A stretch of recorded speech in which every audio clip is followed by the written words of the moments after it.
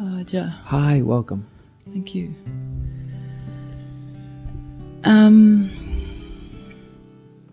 I've read that you and just about every other contemporary enlightened person that I've read about came from a spiritual practice, a tradition. Eckhart Tolle, Byron Katie. I don't know about Eckhart, I have to say. I do. He didn't seem to come from a tradition Not at all. Not at no, all. No. Well, we'll forget about those. Okay.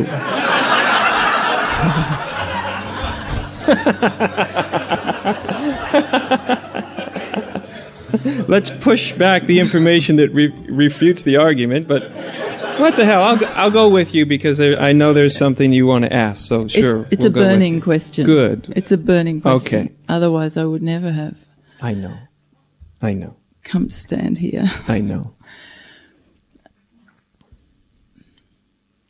And yet, you and most of the others say, it's nothing you can do. No. And Let's get one thing clear, okay? Please don't lump me in with the rest of the others. Not that I have a problem with the rest of the others, but if your mind immediately assumes that I'm saying what somebody else is saying, it's not going to hear what I'm actually saying. That's really important, because I am not simply saying there's nothing you can do. That's not all that I'm saying. I'm saying that to the idea of you, but that's not all that I'm saying. If that was it, if that was the end of the story, then why are we here? Why am I talking to you? Exactly. What's all this about? exactly. Yes. So there is. What I meant that's to part. say, There's more to the story. In other words. What I meant to say was, you say meditation won't get you there. The spiritual path is another distraction. So anyway, the burning question is, what is the point of spiritual practice? That's easy. That's simple. The point of the spiritual practice is to exhaust the seeker. Really. If it accomplishes that, it has done its piece. That's what it did for me. It exhausted the seeker. Is it not? I don't know. I'm not saying I couldn't have done it without the practice, but the practice was definitely in an arena in which the seeker in me could strive and struggle and do all those things and eventually exhaust itself into surrender. So therefore, I look back on all the practice I did with a great reverence because it was part of what happened. I can look back and say, there's a very big difference between saying, ultimately, from the view of the ultimate, nothing needs to be done because everybody is already that. There's a big difference between saying that was just a statement from the view and saying, therefore, don't do any practice. I never tell people, don't do practice. I try to reorient the way they are. If they're going to engage in it, I want to reorient how you're engaging in it. You see, is the best thing that a practice can do is to exhaust the seeker.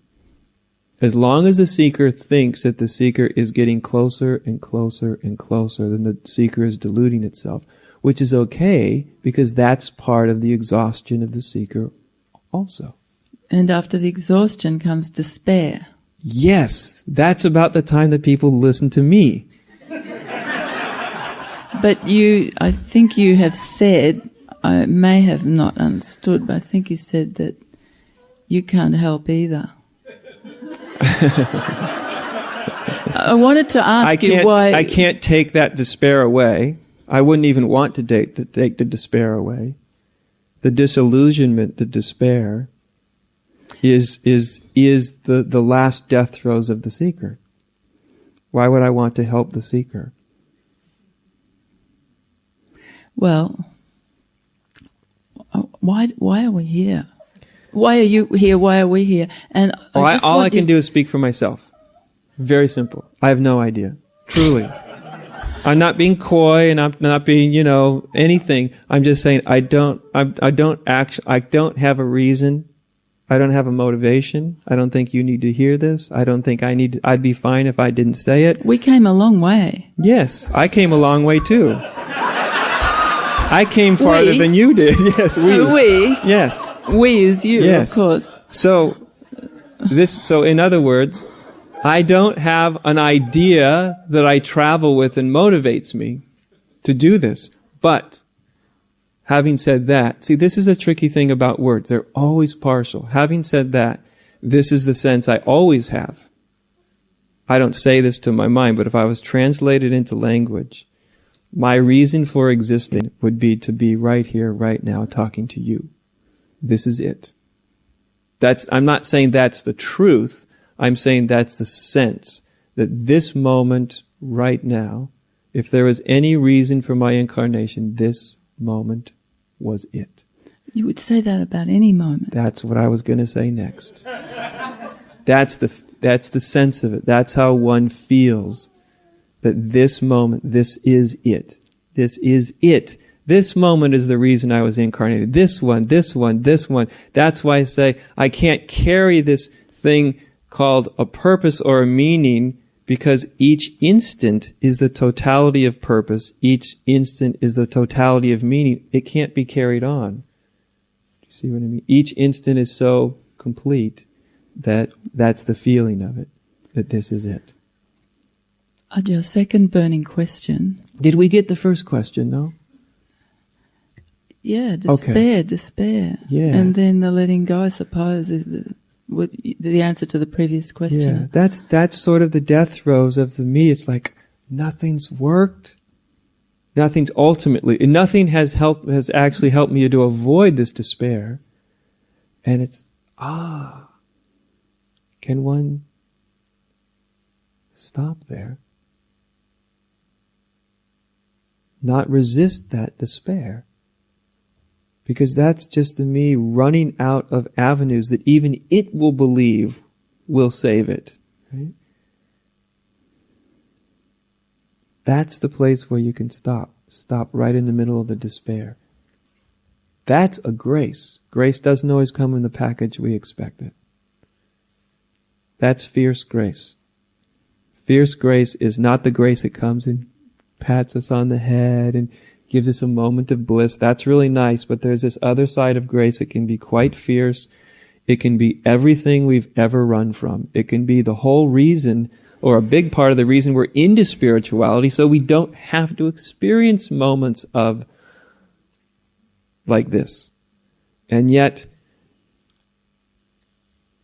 if your heart's true, anything you do will lead you here. Will lead you to right where you are.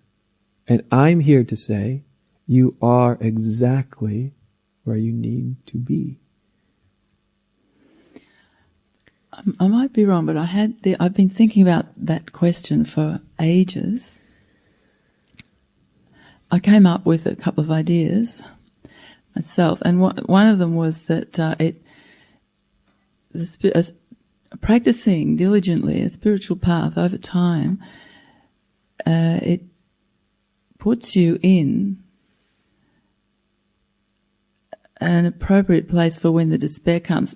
Speaking of Eckhart again, he didn't know what happened. He thought he was insane for a couple of years, and I've heard other people have had. There's a certain woman, I can't remember her name. She thought she was insane for 10 years. Well, Eckhart didn't think he was insane. Other people were concerned about his insanity. But he didn't know what he didn't know what happened. No. So if we are on a spiritual path and doing practice, then we have some idea. We know some orientation, and also it strips you down. So it can really strip you down, so that it can. It may not. It can also really build you up, but it can strip you down. Sure. But see, it all strips you down to a moment where you're ready to stop. Mm. Then you can look back and you can say, thank you, all the practice, wonderful. You did the job. You got me here. Mm. It doesn't mean everybody needs to come through that route. People come through many routes, right? Many, many, many routes. Spiritual practice is one of the one of the avenues that can get you there. And if that's the avenue you're on, fine. As my teacher used to say, everybody's doing a dance. Dance it all the way out. You know? Dance it all the way out. And then she ended up with this very uncharacteristic statement for her when she said, and only the phonies don't get enlightened. Yeah, that got my attention too. Because there I was very unawake and I thought, that would be me?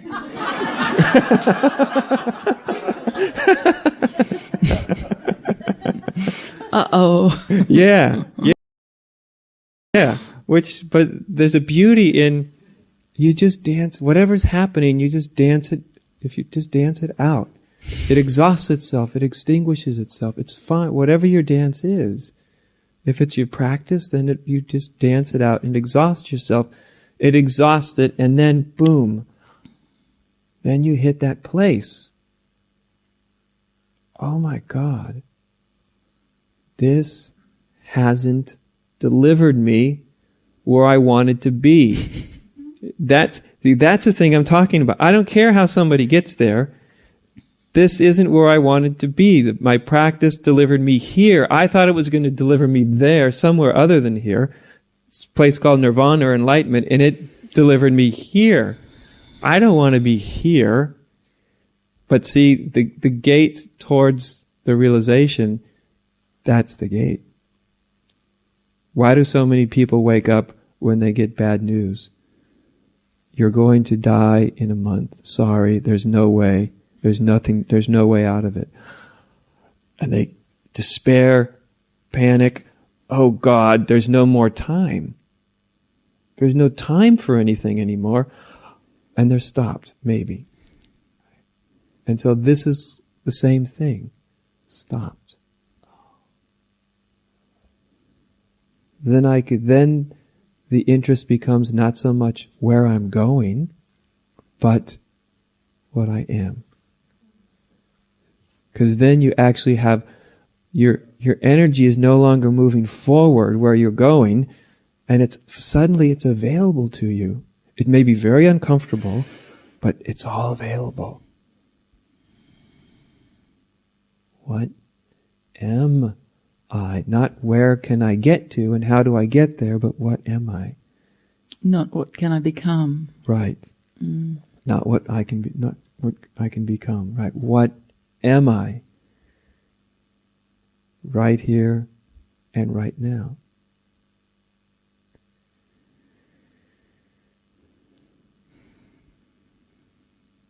Do you get the feel? And see, in that place, there's a sense of tremendous energy. There's the intuition. Something's vital here. This may be the place I always ran from, but you sense in it there's something extraordinarily vital here. There's something very, very alive, right?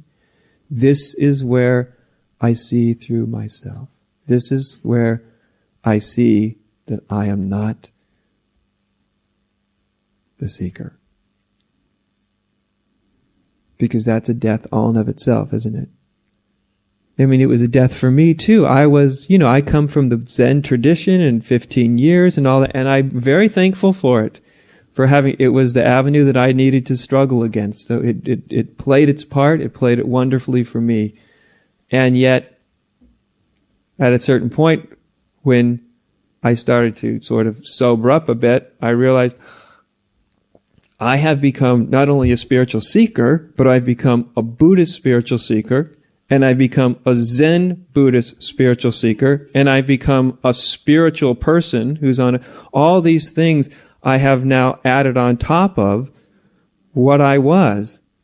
And when I saw that, I was like, I know that's not really true. I may be on a Buddhist path, but I'm not a Buddhist. I'm not a Zen Buddhist. I'm not a seeker. I'm not a spiritual person. I'm not all these things. This spiritual persona that got constructed along with the path, it's almost unavoidable actually that it gets constructed. But again, if you really want the truth, it inevitably leads to the demise of the spiritual persona. Identity crisis. Exactly. Couldn't have put it better. An identity crisis. And when we have an identity crisis, what most people do is shop around for a new one. Really. A better one. See a therapist. See a therapist, or go, well, being a Hindu didn't work, I'll be a Buddhist. Or being a Hindu and a Buddhist didn't work, I'll be a Christian. And that didn't work, and so I'll be this, and I'll be an Adyashanti follower guy or girl, or, if that doesn't work. And it's just, each one of them may have actually served their purpose. They may have actually got you to a point of identity crisis. In that sense, each one of them may have got you where you needed to go, but what most people do is they don't stay in the crisis. They don't find out what they really are. That insecurity is too demanding, and so they hop somewhere else where they can get another identity, become a follower of something different, and a different self, and a little bit more hope, and so they can avoid it for a little more time. But that's okay too, because that'll run out. It's all good because it all runs out. Right? Illusion cannot self-generate forever. And you go, wow, I'm not any of these things.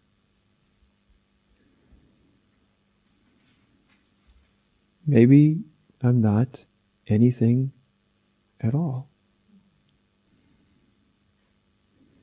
Wouldn't that be delightful? Oh, it's liberating. Yeah.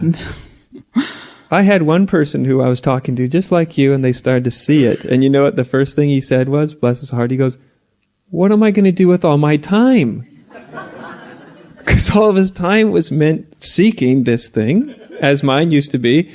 And it's like, what am I going to, that chews up vast amounts of energy and time and money and expense and everything. What am I going to do? Go fishing. Yeah. That's the whole thing. Anything else, whatever you want to do now. Yeah. The guy last night was... Go fishing, do this, it doesn't matter. Or do that most scary thing to all egos is just an ordinary life. Because at that point, it doesn't matter anymore. So, Adya,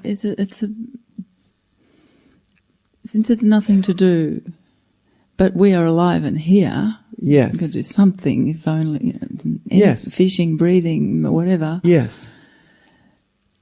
Is it about, I know I'm going to use the wrong words. It's okay. You can use the wrong words with me, okay? Thank you. I'm not a conceptual policeman. Thanks.